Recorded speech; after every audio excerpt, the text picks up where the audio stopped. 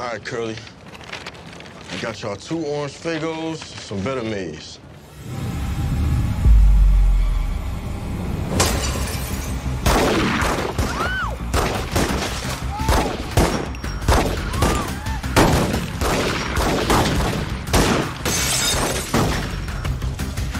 Yeah, that's right. Run, bitch, run!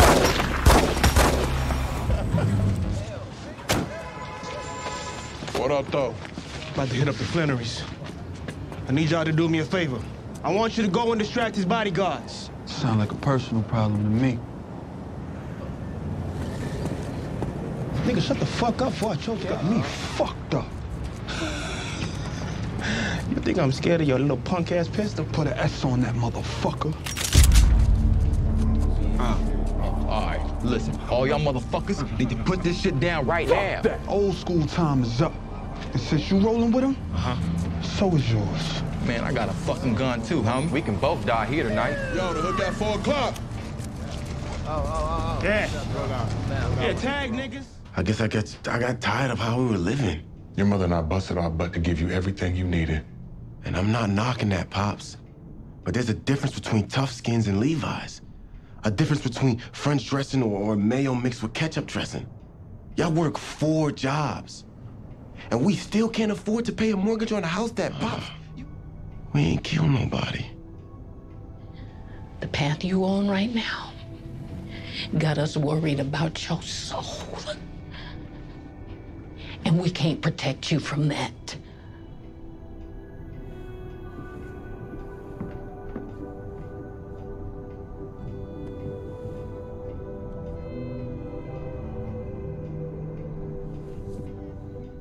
What's going on, y'all?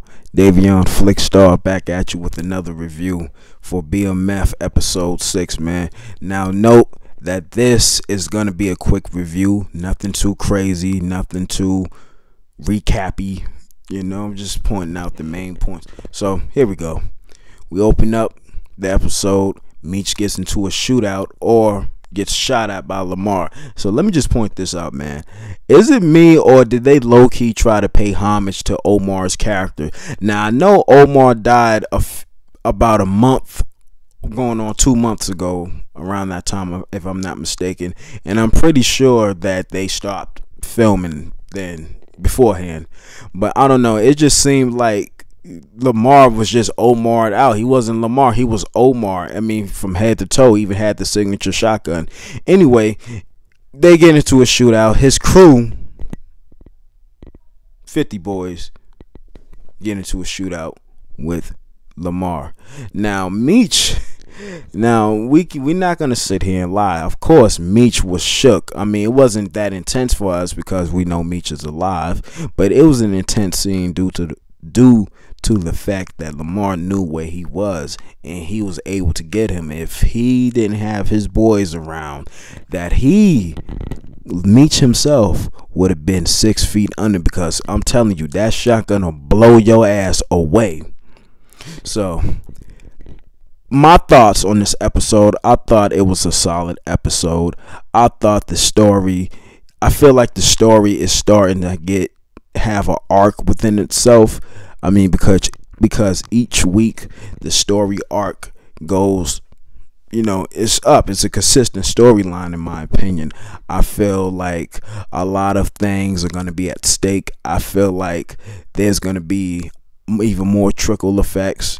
So I'm looking forward to the next episode. But let's talk about how Lamar lost his whole entire crew. Now, your boy Tiny wasn't having none of that.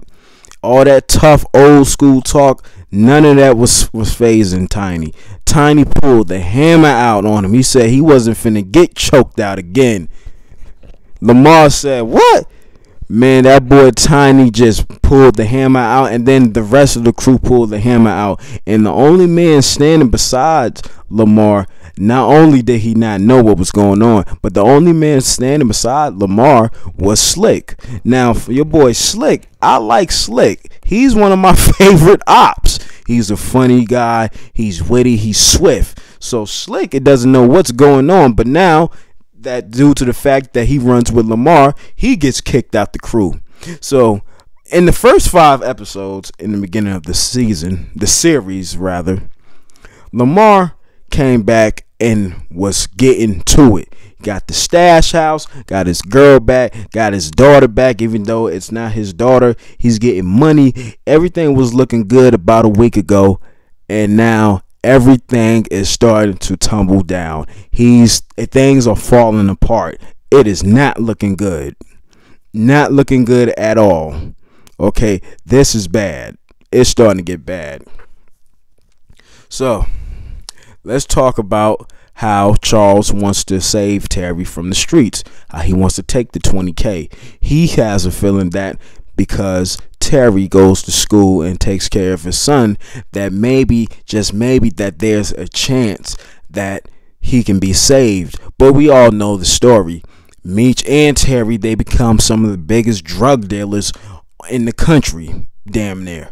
So we already know how that ends, but this is the origin, so obviously, of course, they have to show this. So we fast forward to Karen and Lucille and Charles having a meeting, and Charles mentioned that he wants to get the $20K. However, Karen says it had a time limit. They was on borrowed time, and however, they wasn't able to get the money, so Charles starts getting disrespectful, saying he should have never trusted her, and Pastor Swift comes to find out that she's done. She is done.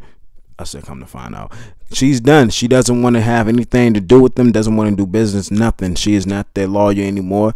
And Lucille felt like Charles may have opened his mouth a little too much and said a little too much and said some of the most inappropriate things, which I agree, because Charles, I'm starting to notice, does things out of emotion, like how he left his family. Yeah, right. Yeah, he does. He's an impulsive character. So let's talk about the relationship between B. Mickey and Kato. Now, your boy B. Mickey is starting to feel Kato. Kato has been throwing herself at B. Mickey. So, of course, he's going to start to catch feelings. But he wants to know, what are they? Are they just kicking it, or are they just messing around? So, fast forward, B. Mickey wants his own stuff. He wants, he doesn't want to be a corner boy. He wants to be in position like Meech and Terry. Now, Terry, on the other hand, they got rid of the name 50 Boys.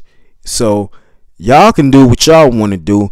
Do whatever y'all need to do. Just bring that money back is the goal, according to Terry. B. Mickey wants to be in position, but he's not. For some reason, they feel like he's not there yet. He's not equal yet. Things are how they are. Meech explains that to him, and so you have B. Mickey vent to Kato. Now, little does he know, Kato is a op. She's undercover. So anything that B. Mickey tells Kato, of course she's gonna receive that information and run with it and tell the opposition. She's playing B. Mickey. She's playing him, and he doesn't even know it. And so it's gonna be a matter of time before he gives up everything, and things are gonna start to turn to shit. So Lamar and Slick.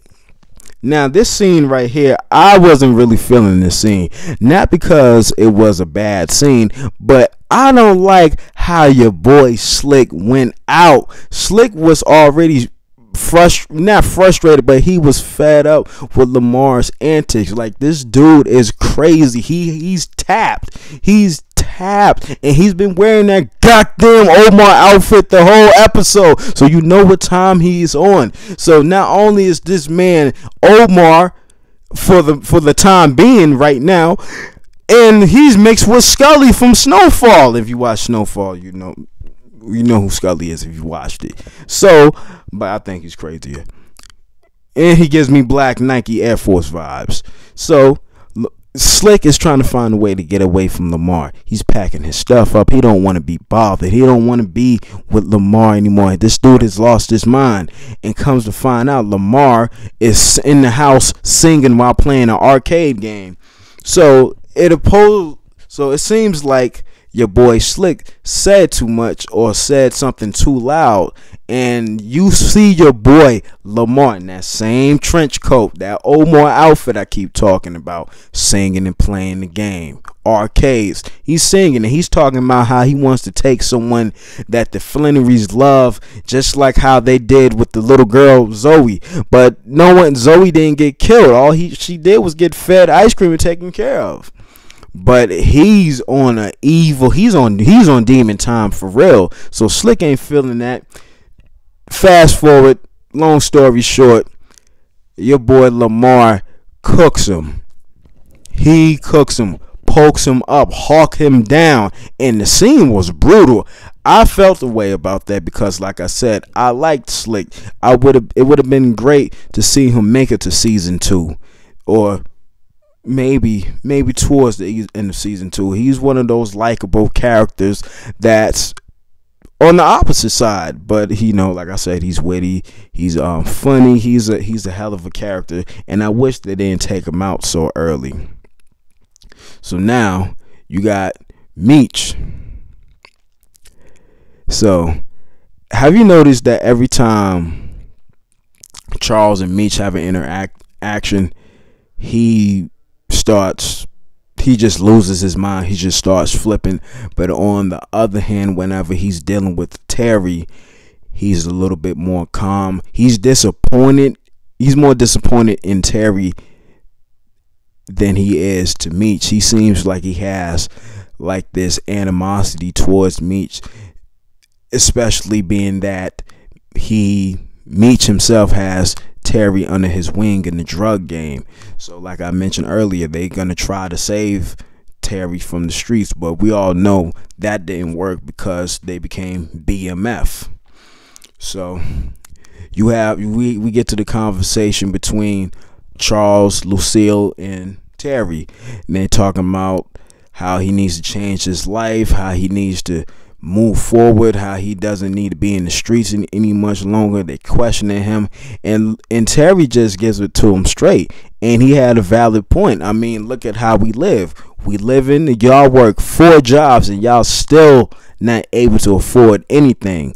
Now that's ridiculous, and this is the 80s we're talking about. You still need 4 jobs or even more, a couple jobs, fraud, and a side hustle just to survive, just to live comfortably in the city, in certain cities, especially in the East Coast. So that's understandable. But however, being that they come from a church or religious background, especially Lucille, she comes up with this, but basically she has this thing where just because we're living in poverty doesn't mean you have to do wicked things to get out of poverty.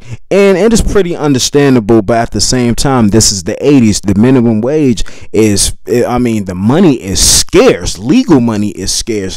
No opportunities, no technology, no resources. So all these kids in the communities in the 80s and 90s, all they have is drug dealers, pimps, thugs, all of this. So when you put into this environment, of course you're going to be a product of that. But that's not what they understand. Everything ain't about the Bible according to the kids out here in the streets. They're not thinking about no Bible. They're just trying to stop their lives from getting shut out. And that's what Terry's trying to get them to understand, but they just won't understand it. And Lucille basically tells Terry that he's walking down a path that he won't be able to turn away from and won't be saved from. And so they leave it at that. Charles, obviously he's very disappointed, but he's not as angry at Terry due to the fact that he's under Big Meech. Big Meech is the big brother, and this is how it is in most families, especially in black families. The older sibling is usually the black sheep because more is expected from him until he becomes the black sheep. So not much is expected from him. He's just going to be frowned upon and looked at as the bad person, like the little young sibling is all perfect, and that's not right.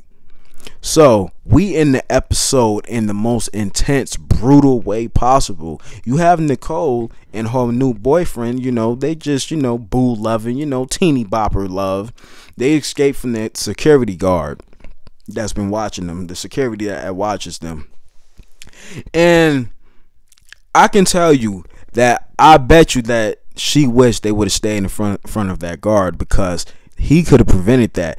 It goes to show you that, yeah, you might not, yeah, you think you don't need it, but you need it. I bet you they wish they would have stayed where that security guard was, because he could have did something. But I don't know. Lamar's crazy. How do you manage to kill a little boy and attempt to attempt to kidnap a little girl? That was messy. So now this is going to cause another trickle effect. More blood on Meech's hands. So now Meech has to do something about Lamar. You got blood on your hands now. A little boy's blood. Everyone's going to be pointing the finger towards you. Of course, he didn't do it, but they know, everyone in the streets know that Lamar and Meech are beefing. So they're going to know that, obviously, yeah, this is his sister. His sister almost got kidnapped, but he ended up killing her boyfriend. So I look forward to episode 6. I look forward to the season finale. These last 2 episodes, these next 2 episodes that are coming up are gonna be crazy, and I'm looking forward to it, man. We're almost done, and then we got Power Book 2. I'm also gonna be doing reviews for that. But y'all let me know what y'all thought of the episode. If it was a yay, nay, nah, but I thought it was a hell yeah. I just made them words up, but yeah. But y'all let me know what y'all think of the episode. If I missed anything, put your comments down below, subscribe to my channel, and y'all be easy out there, man. I'll catch y'all next week. Oh, and prediction video Monday, tomorrow. And don't worry, I got y'all Monday. I seen the new episode trailer for I got y'all. We're gonna do some predictions. I'm definitely gonna have my theories ready to go. So stay on the lookout for that, man. But y'all take it easy out there, and I'm out of here.